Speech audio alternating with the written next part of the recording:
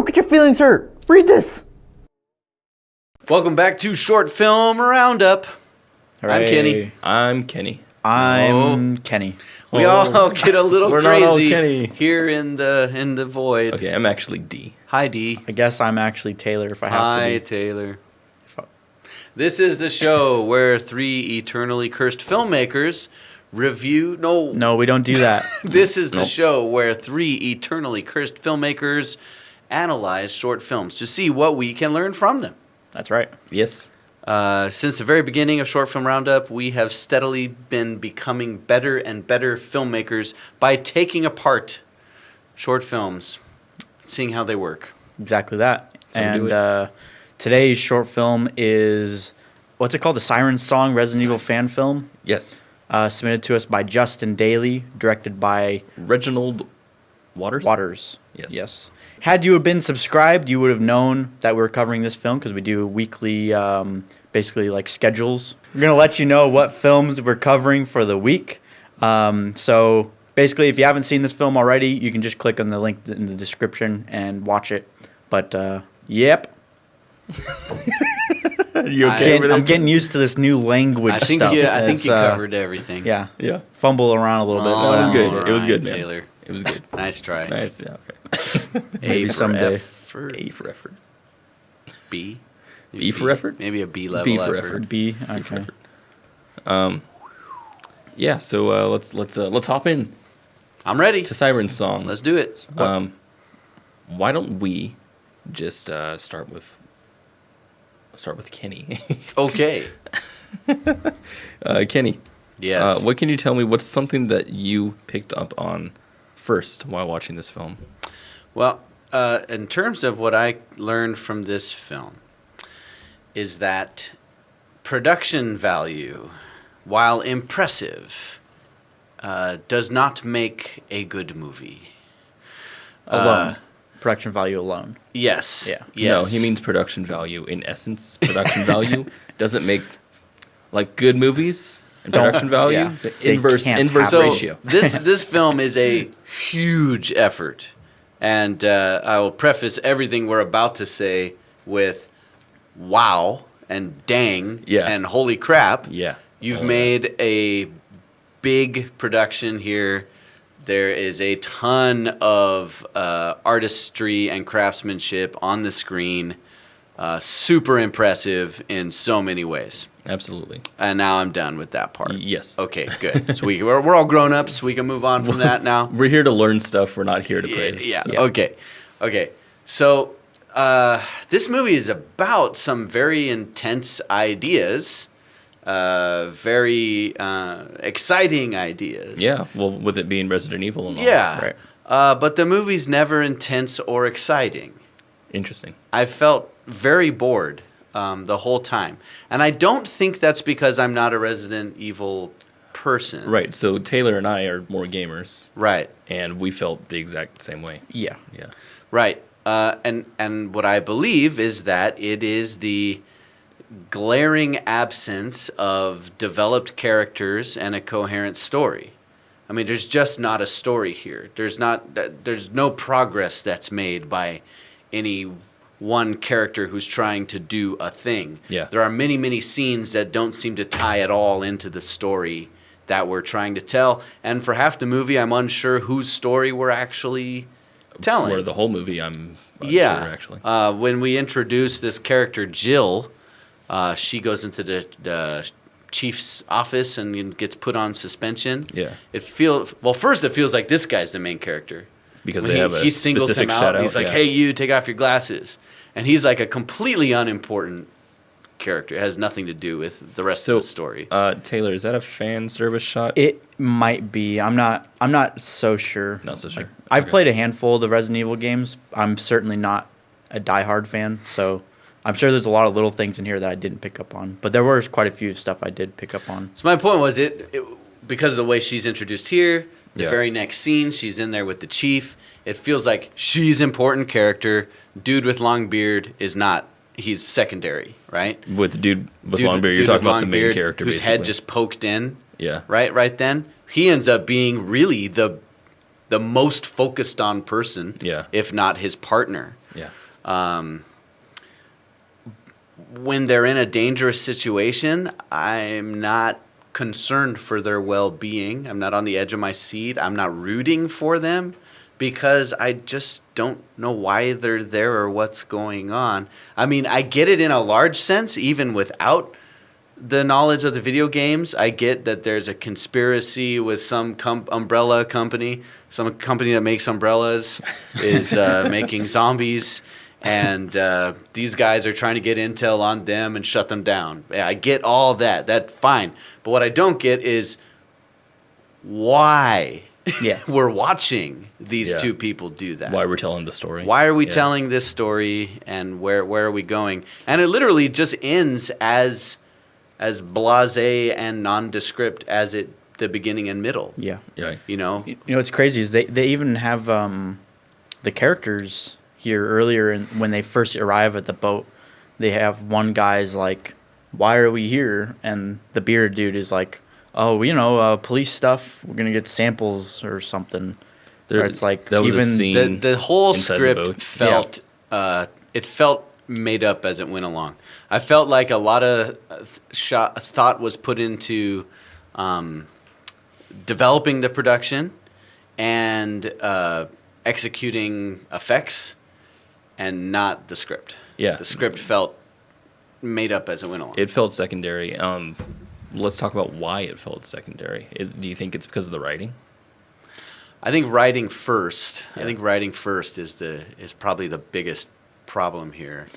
I never felt like I knew what the goal of the film was. Like, I didn't know what these characters were trying to achieve on a grander scale, I guess.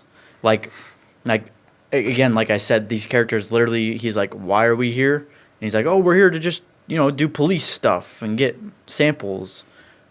It's like, I need a lot more than that to go off of to get invested in. Well, and, you know? and that's something that we could say as a character if we were already involved. Yeah. Right? If we already knew, oh, he's obviously here for this reason, he could say something like that being playful. Yeah. But since we're not understanding what's exactly happening, that actually comes out as a descriptor. Yeah. He comes out and says, "Oh, you know, police stuff," and you're like, "What?" Yeah. It was very confusing. Yeah. I always feel frustrated by movies that don't go anywhere. And unless there's like a super interesting reason for a character to end up where they started, right? So like Planet of the Apes, Yeah. right? It is a movie like that, the original. But here we have, you know, the movie starts with characters who are in turmoil, this situation with zombies. In the middle, they go out and find more of this turmoil with zombies. And at the very end, when it looks like we might have something conclusive, it looks like they're about to die, the battle just goes on and then it ends. Yeah. You know?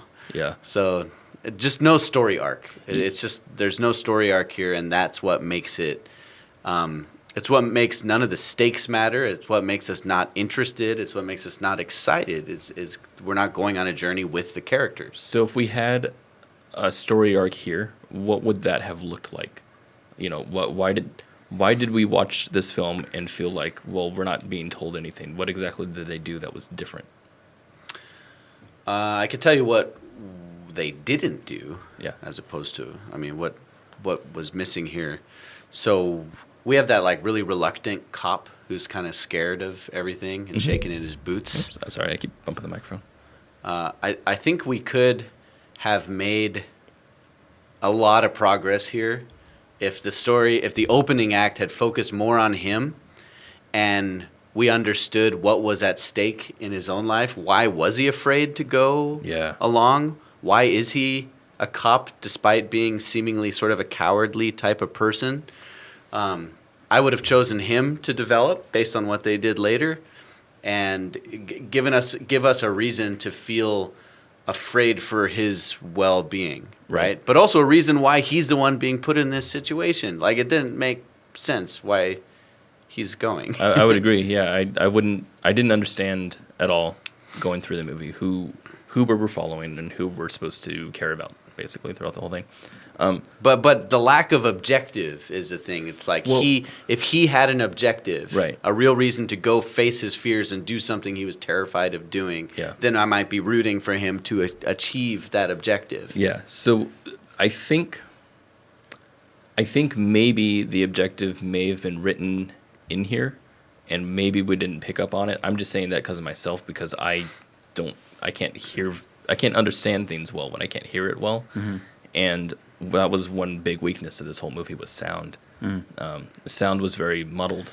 I was shocked that a film with this high production value visually would have such low production value in audio. So when they're doing things, when saying things like, well, for example, in the car. That car conversation was almost inaudible. Yeah. So when they're talking in this car, I didn't understand what they were saying, so therefore I missed key points of why they're doing what they're doing. And I mean, as it turns out, I think we learn what they're doing. They're doing this when they get out of the truck, right here. And there was something that you said when I had asked you, what was it that he said here? Because he sounds like he's just delivering dialogue, just monotone. Oh, that's what it was. It was inside the car. When they're inside the car and he's talking to the other guy, I'm like, okay, what is he saying here? Because it sounds like it's something important. And you said, he says... one of the scaredy cat cop indicates that he doesn't really want to be doing this. Yeah. And then the guy with the long beard says, well, why'd you become a cop? To help people, right? So what you just did right there was inflected your voice as if you're asking a question. So why'd you become a cop? Yeah. The guy in here doesn't deliver his lines that way. He says, so why'd you become a cop? There was a fair amount of bad acting. So that, because there was bad acting, Yeah. means you couldn't infer conversation. And Yes. you couldn't infer meaning. Yes. Which means your sound had to be crystal clear. Yes. If you can't infer meaning. Right. So when you have bad sound with bad acting, those are two things that either one has to be clearer. Yeah, but I also feel like that even great acting can't compensate for the missing story. It can't. No, you're right, and it can't. Yeah. But if you're gonna miss one, you have to do the other one good if you're gonna understand what's happening. I think my biggest takeaway from this film was when I had the thought that this film could have had way, way worse production value. Like if all the effects were dialed way back, the camera work was not so impressive, and the location's so cool, right? Yeah. Cool location, by the way. Really cool location. Yeah. But if you didn't have any of those things, and you were, let's call this an A- production value right now. If it were like C-, but the story was dialed and the character development was dialed, it would have been a better movie. Yeah, I think so. It would have been a better film.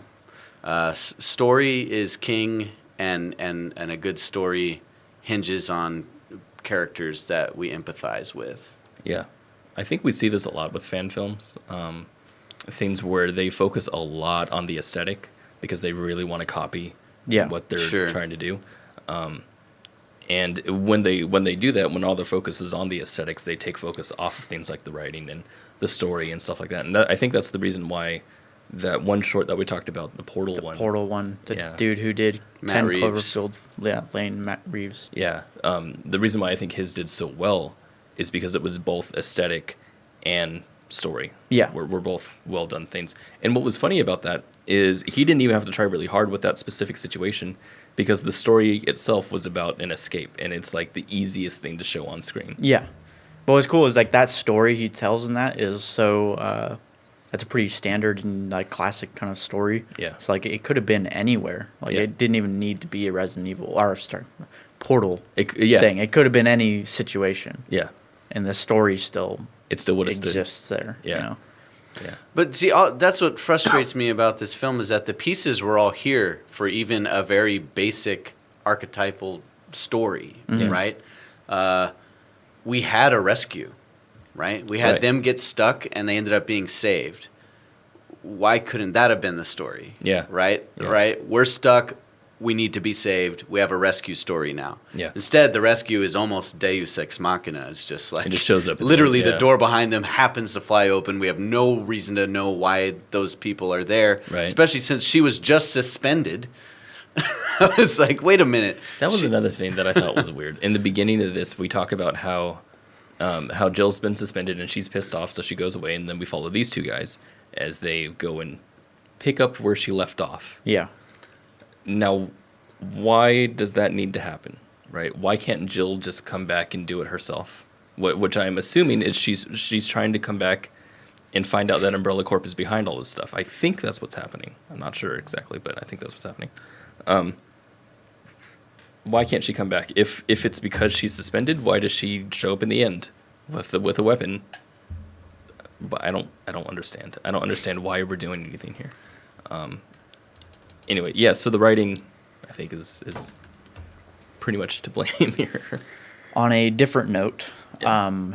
I took away some shot choice and editing things that I've picked up on, and also reminded me of some of the things that I've done in the past, where basically in this film that we'll get like an action scene, and we'll cut to black for like a few seconds, and then cut back, and then we're in a different like section of the boat escaping the action scene. Yeah. Or we'll cut to a big wide shot of the boat outside, and then back in to the boat in a different location. But this kind of happens for no real reason other than what I would think, and what I know I've done this before, where I'll write a shot list out, and it all makes sense in my head. And then when I get there on the day and I figure out how do I transition from this shot to this next shot, and it doesn't make any sense at all, because we're jumping completely location-wise, and there's no good transition out, that you have to, like either make something up on the spot or cut to a wide shot of the boat for no reason, or let's talk cut to about a black specific for no example, reason, because I know the problem that you're talking about does exist, but at the end of this scene here. Okay, we cut the boat. Okay, then we're here, and okay, yeah. So it's like, why cut to the boat other than to just mask the transition? So I don't know, because that Felt very TV to me. yeah, that did feel that's interesting. That's what it feels. Well, because I think in television you do that a lot when you come back in from like a commercial break. It's like a quick reestablishing. right. Like hey, remember we're here, yeah. and then go back into the Or action. if you're, or in a lot of TV shows, you're cutting around between like three things that are happening in different places at the same time. That's And interesting. you're like, meanwhile, at the boat. Yeah. You So know? sometimes this did feel like actually a TV thing sometimes, because it felt like we were giving Because of commercial those breaks and times stuff. where we have that moment. Honestly, the production itself reminded me very much of shows like Are You Afraid of the Dark? Yeah. And, little serials that tell individual stories each week, Yeah. but not quite like HBO level production. Yeah. Nintendo. Not Nintendo. Nickelodeon. That's what I mean. Nickelodeon. Okay. Yeah. Yeah. PlayStation. I just would have rather not cut, like he's dragging him out. We cut to the boat, and then we cut back to him dragging him somewhere else. Yeah. Like, I want to see what happens in between, or like why did they change locations so much? Was it just for the sake of passing time? So that would be the question to ask. Is Yeah. Why did we do that? Yeah.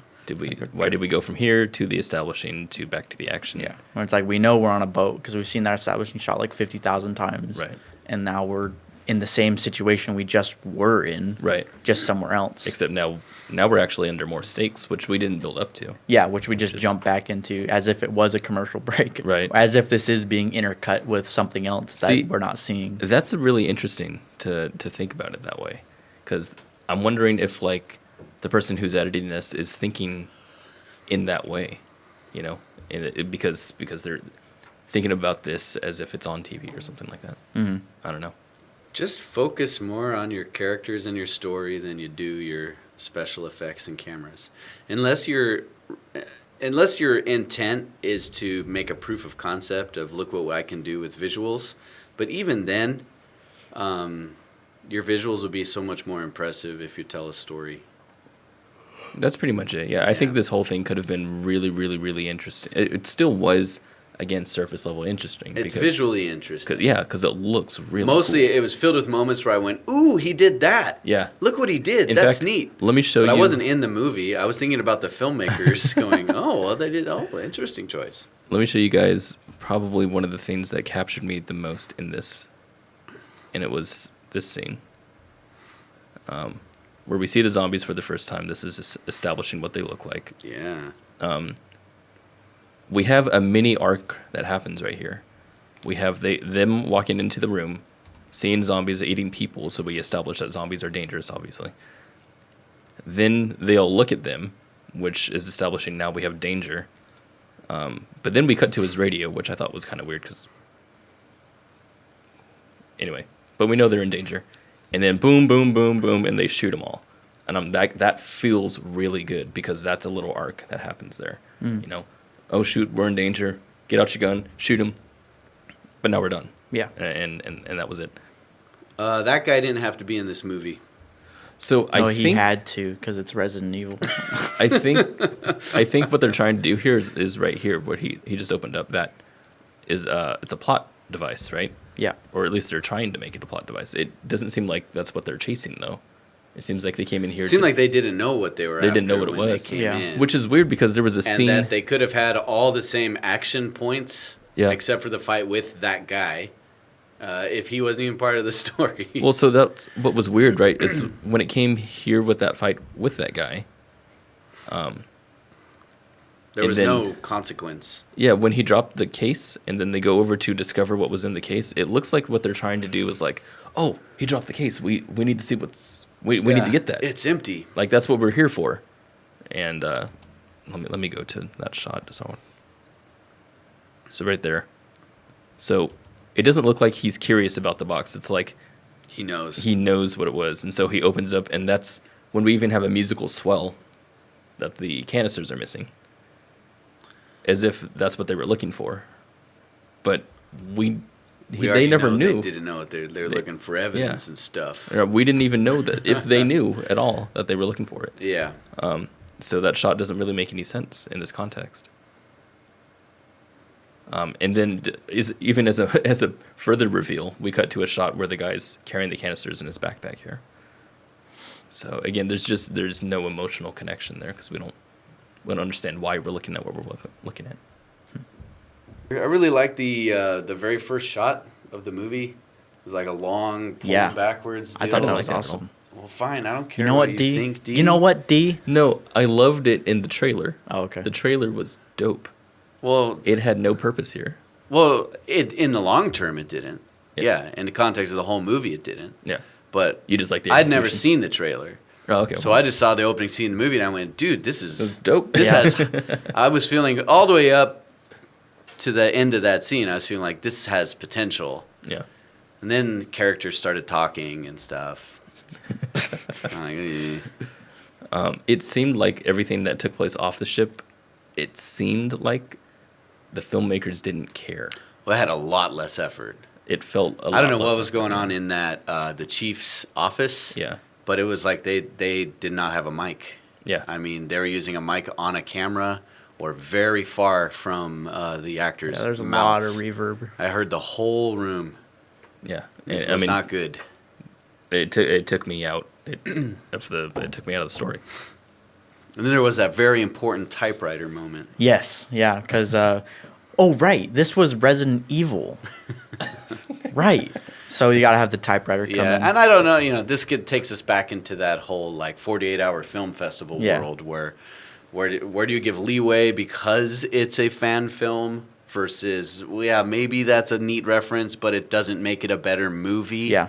Is this just for the Well, fans of Resident Evil? I'm not a super diehard fan. I know there's a lot of lore in Resident Evil that I'm not aware of, but I've played a lot of the games, and there was not as much fan service in this as I expected there to be. Outside of obviously Umbrella being like the main focus of the story, but like there wasn't a lot of like inside jokes, at least that I picked up on. There were a handful, but it wasn't just constant over your head fan service. Remember this. Though it did have those moments. So I was kind of surprised by that. Which I thought that was cool because I don't really like fan service at all. I'm not a fan of that at all. Not a fan of fan service. Yeah. We believe in something called dad theory here, which is the opposite of fan service. Discipline, alienate, and disregard your Yes. audience. Yes, that's what you should do to your audience. No, No? no, Why not? because it goes against everything that we just said. Oh, right. Yeah, it invalidates our entire thing. The entire show. Or sucks. does it? Ooh. Good Yeah, point. Yeah, that's a good point. That is a good point. Good point. Never thought of it that way. I like Resident Evil. Just like those are good games. There's one shot. This is a little nit here. Pick them nits. But it was very noticeable to me. If you go to the end, basically when that huge hulking monster comes up. Yeah, I like yeah. that. So when he knocks that the part a bearded lot. guy down, press play. Yeah. So in the minute here, he knocks this bearded guy down. You can tell he's waiting. Like when the monster goes to grab him, like he's just laying on the floor, like waiting for the monster to grab him. He's not trying to get up or get away. Oh, interesting. He's just laying there waiting to get grabbed. He's not struggling or anything. Huh. I thought that was weird. 'Cause, like he'd be like writhing around or like trying to crawl away or at least trying to do something, but he's literally just like waiting there and then gets grabbed. I want to point something out for new filmmakers. Something they did very right here, and that was the kickback from the giant gun that the guy shot. I saw that too. Yeah. Yeah, that was kind of cool. Right there. It's like huge. Yeah, so he's not shooting a real gun. So the actor who's doing this action to do it. is just going to do this. Yes, but he has to do that. Yes. So Thank that's- you for pointing that out, by That's the way. good direction. Yep. So That that's is a good stuff. direction. Yeah. It's hard to make a movie like this. Yeah. I mean, with all the moving parts here going on at the same time, it is extremely challenging. So again, mad props to you guys for this.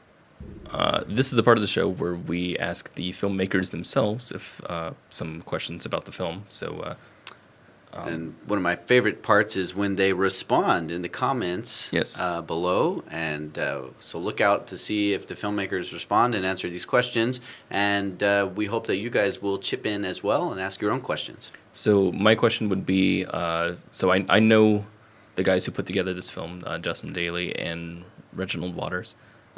You guys are awesome filmmakers. You clearly know a lot of stuff about film, obviously. What was the motivation behind making this film? Was it were there qualifiers involved? Because I noticed that the link that you sent us goes to a fan film, looks like a fan film YouTube channel, and so I wanted to know if they required you to do certain things, or did you guys go to them? How was the script involved in this? Did you guys say, "Hey, I want you guys to write it," or did they come and get you? How did that work out?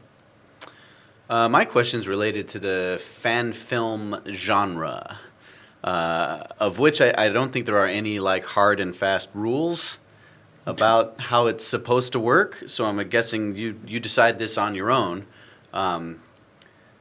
To you is should a fan film work outside of the context of people who are close to the original content? That's question. interesting. Does an audience need?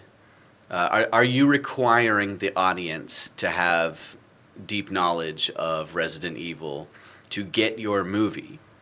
Or do you feel obligated to make something that transcends the original content and makes sense outside of that context either way? That's a good question. Was it challenging to find a boat that you Yeah. could shoot on? It's super easy. Easy? It was easy? Super You just easy. look one up. You're like, oh, I'll get that one. That looked like it was down in the Delta. Yeah. Yeah. And were you shooting inside of a boat for most of that? Because it They were. looks like you shot inside a boat They- for most of that. They did. And that sounds really hard. So what And was fun. it? And fun. And fun, yeah. So what was it like shooting on a boat? And what were some of the challenges that came with that? Neat. Hey, what happened to your sound? Yeah, what's up with that? What's What's up going with on? sound? Oh, tell us about sound challenges you had. All right. Thank you for sending us your film. Was it Justin that sent it? Yes. Mhm. Thank you, Justin, for sending us Siren Sound. Siren's Song. Thank you, Justin, for sending us Siren's Song. To our fellow filmmakers, you too can send your film to Short Film Roundup. How do they do that? How do they do that? I don't How know. do We they- just end up with films. Weird. Well, I got an idea. Do you have an idea? Let's put a link under this video. Okay, That yeah. leads to a Google form. Right. So that they can submit their films to us, and then we can have their film on the show so we can analyze it, take it apart, see how it works, learn from it, and become better filmmakers. That's a great That's idea. a If good we had idea. done that before, we probably would have been at episodes, 70 by now? 70 69? by now. Yeah, I we bet would've we'd be been- on like 70 episodes in. Yeah. Wait, Just going to make an announcement now. yeah. Sorry, going over your heads, guys. I'm Oh, just going geez. to make a big announcement. Executive decision. 30 episodes away from 100. What, That's you're a just- big decision. Yeah, you're just gonna you're just gonna say that. Yeah, yeah. I don't know about Episode that. 100 is coming up. Yes. So stay tuned. Put it on your calendars. It's going to be huge. You're going to love it. I guarantee it. What are we going to do? Something outrageous. I don't even know. Minds will be blown. Hearts will be broken. We're gonna shoot this film. We're gonna yeah. shoot Shoot it? our version of Siren's Song. We're going to make a fan version Oh. of this fan film. Yeah. Now that's something I See, wanna I'm a see. fan of fan films. See, So we're gonna same make here. a Yeah, fan a fan film. That's what I'm looking for. There we go. That's a niche audience right there. Niche. Tributes to tribute movies. I don't like this. I love this. I don't like this. This is great. Okay. Thanks for joining. Thanks. us. Yeah. Sorry. Thanks. Ooh, Payment's calling. Gotta go, guys. who's Payman?